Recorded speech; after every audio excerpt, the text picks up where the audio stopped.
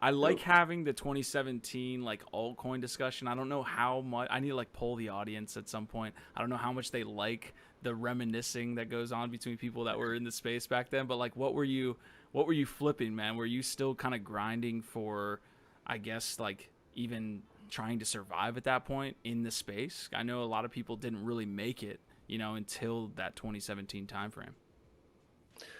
Yeah, so I managed to play my cards decently, man. So we still have I have a picture of it. I should post it at some point.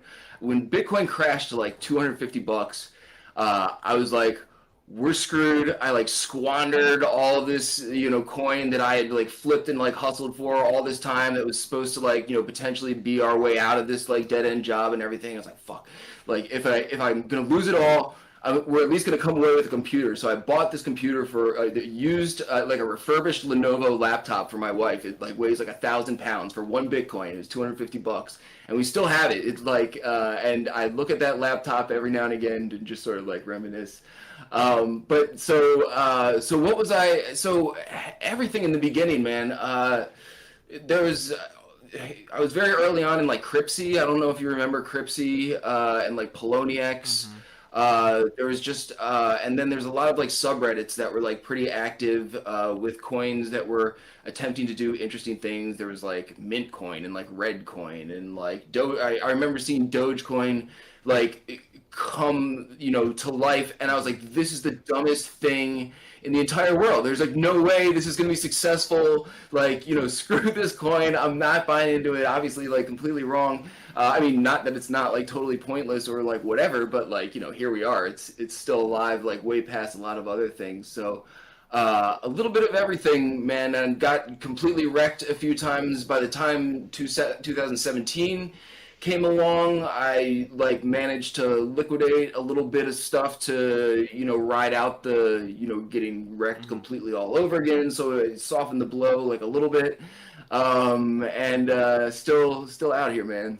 Yeah, we all have like I survived the bear market of 2018-19. Like if you were back there, everybody who was in that timeline can kind of have that recollection and kind of smile that we all did survive. So you're kind of Seriously. you have this reputation of being a great community builder in the space. I'm interested, like it's been so long since 16, 17, but what was your take on communities back then?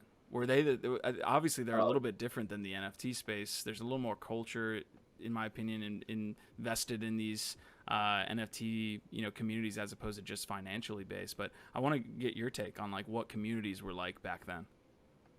Horrible. Fucking awful, man. Toxic, shilly, terrible, awful, horrible. I like, played around in almost all of them because it was the only place to like learn stuff too. So you had to like sift through the garbage to, figure out what was really going on and what was like interesting and everything. I actually ran into Rare Skrilla, I guess almost was it a year ago? No, maybe it was New York. It doesn't matter. And we were reminiscing. The Poloniex, the exchange, which is still out there, had a troll box in around like 2014, 2015 that him and I were both active in. And the Poloniex troll box was like an amazing like cultural thing. It was like only alive for like a year and a half, maybe that. I don't recall. Robness was in there. There was like a lot of OGs who like actually were all we didn't like know each other, were hanging out in there like back in the day, but that was like a glimpse of like real awesomeness, and it was exactly like what you thought it was. It was like a troll box. People like trying to artificially like pump their stuff, but there was a lot of like really funny people and conversations going on in there as well. And Robness would like constantly get banned like every single day. It was like a run, like a running joke.